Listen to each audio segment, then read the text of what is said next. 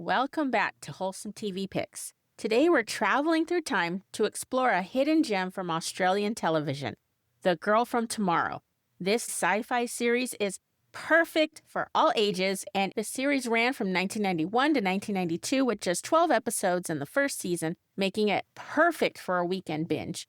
And you can stream it for free on YouTube or rent it on Amazon Prime. I'll leave links in the show notes so you can just click and watch. It completely captivated me as a child, and I'm excited to deep dive into why it deserves a spot on your family's watch list. Welcome to Wholesome TV Picks. I'm Jennifer, your guide to clean, family-friendly shows and movies that bring back the good stuff.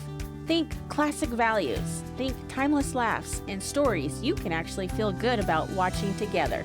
Let's jump in. Before we start, I just want to say a quick thank you to a few of you I spotted in the stats recently. To my listener in Fredericton, Canada, I noticed you listened to 5 episodes this week. That's so kind of you. Thank you so much for spending that kind of time with me and the show. And to those of you in Mount Airy, Denver, Sundsvall, and Stockholm, I see you've been tuning into multiple episodes as well. And again, I'm so grateful you're here. And to my listener in Hammond, Indiana, you quietly pushed Wholesome TV Picks past 1,000 downloads. That's a moment I'll always remember. You're part of what makes this show so special. I genuinely love to hear your voices and connect with you. You can leave me a message at wholesometvpicks.com/speak. I'd encourage you to go back and listen to some of our past episodes. They're all full of great picks that you and your family will enjoy. And if you don't know where to start, I've made it super easy. You can visit wholesometvpicks.com/start here to catch up on listener favorites. Now back to The Girl from Tomorrow. Okay, picture this. It's the year 3000 and the world has achieved peace. Technology works perfectly with daily life. Pollution is gone and people have learned to get along. Now imagine being ripped away from this perfect world and dropped into 1990. A world of pollution, fighting, and completely different ways of doing things. Well, that's exactly what happens to Alana, our main character in the show, The Girl from Tomorrow, who's from the year 3000, and when she's kidnapped by the villain Silverthorn and taken back to 1990. What makes this show so great is how it shows culture shock through Alana's eyes. She doesn't understand money, doesn't know what a police officer is, traffic, or why people say the things they do. In one instance, Jenny says, "My mom's gonna kill me." She goes, "Why is she gonna do that?" She's been raised to tell the truth, and she doesn't understand that. Alana's saving grace is the Kelly family, a single mom named Irene running her own business while raising 2 kids. There's Jenny, the teenage daughter, who becomes Alana's closest friend and the first to believe her incredible story. Then there's Petey, the younger brother, who initially thinks Alana might be an alien. And Petey is sort of a brat, but he's lovable. He's your classic, inventive, and imaginative kid who creates all kinds of different gadgets and contraptions and MacGyver-style solutions to any situation that he needs to come up with a gadget for. And speaking of MacGyver, you can go check out episode number 11, where I go into a deep dive of MacGyver and why it's an important show for your kids. The Kelly family represents everything good about this show. They're dealing with real challenges like running a small business, single parenting, and typical teenage stuff. But helping a child in need is something they can't ignore. They try to help Alana fit into their world by enrolling her in school as Jenny's cousin while secretly working to help her find a way home. Now the technology in this show. What's fascinating is how the writers, the creators of the show came up with the technology used in the show. Alana wears what looks like a bracelet. It kind of reminds me of those slap bracelets from the 80s, that kind of a thing. But it's actually her personal computer companion named that she calls PJ.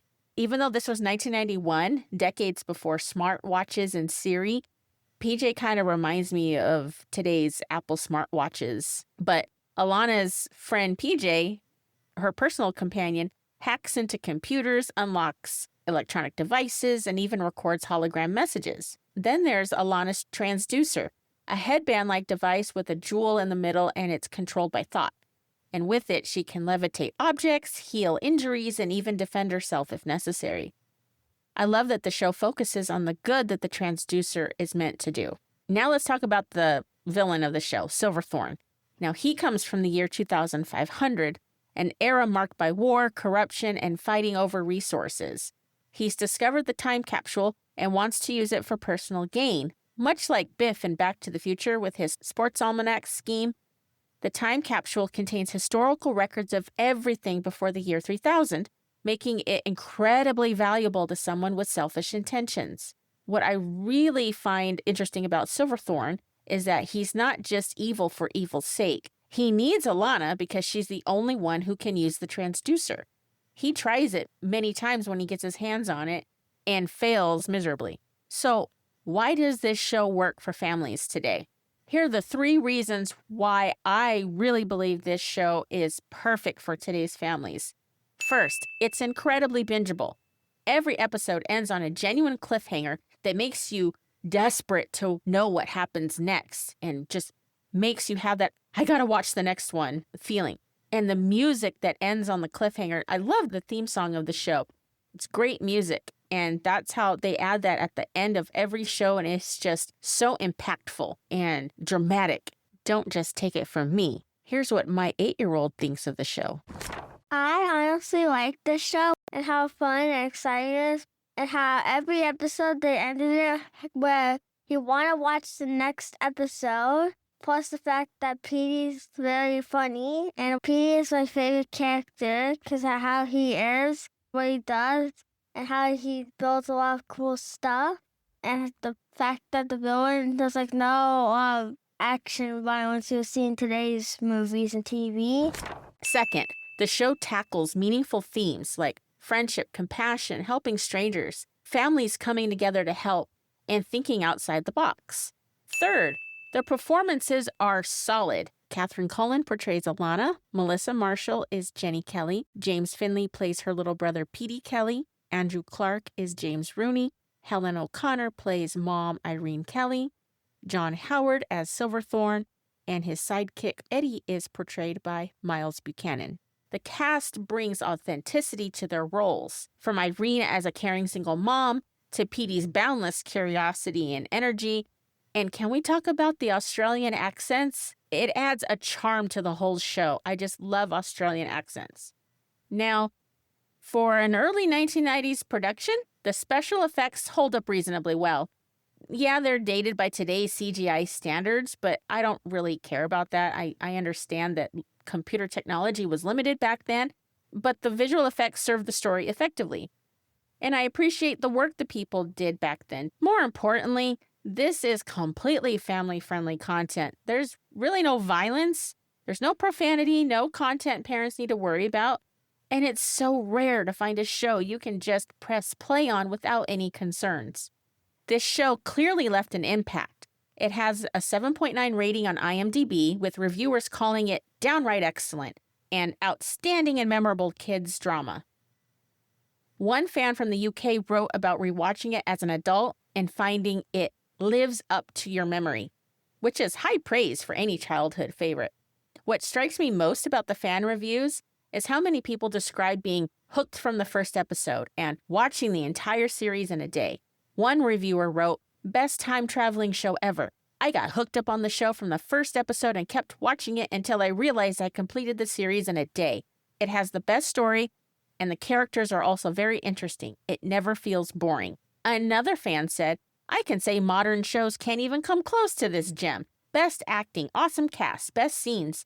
And from someone who discovered it recently, says, "I've just discovered this show on Amazon Prime in the UK, and it is making me ridiculously happy. Pure 90s retro sci-fi joy with great performances and great characters." Now that's the mark of truly engaging storytelling, when people decades later are still discovering it and falling in love with it all over again. So here are my final thoughts for The Girl from Tomorrow. It is one of those rare finds that works for the whole family. Kids will love the sci-fi elements and adventure, while adults can appreciate those same components. It's a show about kindness, creativity, and the idea that home isn't just a place. It's also the people who care about you. By the way, if this podcast has helped you find a show or movie your family now loves, I'd be so grateful if you'd leave a review on Apple Podcasts. That brings us to the end of this episode of Wholesome TV Picks. I hope you enjoyed learning about The Girl from Tomorrow. Next up, they gave us the soundtrack of summer, but their real story was anything but carefree. Behind the harmonies was a fractured family, years of silence, and wounds that never fully healed. God only knows how they held it together. So don't forget to follow Wholesome TV Picks so you don't miss it. Thanks for listening. Have a great rest of your week, and I'll catch you on the next episode. Take care.